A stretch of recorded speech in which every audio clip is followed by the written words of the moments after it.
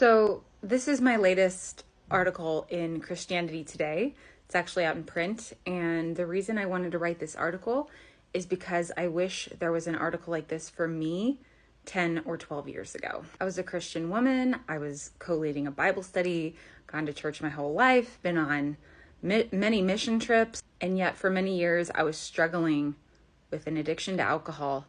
And I had no one to talk to, no one to look to, and no one that I felt could understand, especially as a Christian. Like a Christian that was like heavily involved in ministry stuff. I felt too ashamed, too stupid, too vulnerable to actually bring it up to somebody. Like I was making it a bigger deal than it needed to be, and what was wrong with me that I just couldn't figure this out on my own. See, there's shame when it comes to dealing with an alcohol issue, but there's a double layer of shame, I think, for women that are Christians and then are in the church, because it's so much associated with reputation and just who you are, your entire identity. And so nearly 4 years ago, when I finally was able to get sober, I decided I was going to be really out loud about my recovery, because I don't want another woman to be sitting there wondering if there's anyone else like her, or wondering if there's anyone that she can talk to.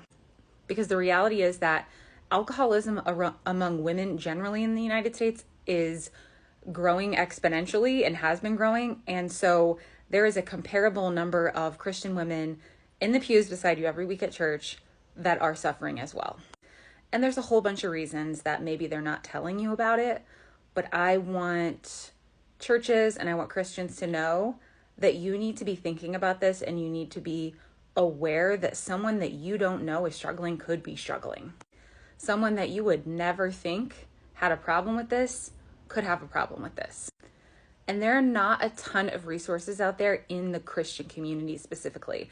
I've been in the recovery world and it's great support, but when you're in there and you are a strong Christian, you kind of feel like the odd man out in some of those rooms and spaces. So I am getting more visible, and I'm helping other women get more visible so that we can all find the support and the resources and the love and the understanding that we need.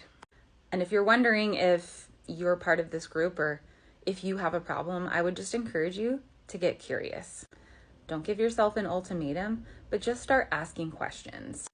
You can check out my article for more information, and my DMs are always open. If you want to get some resources on getting sober from a fellow Christian, you can visit sobrietycurious.com, and I will send you a list of my favorite resources.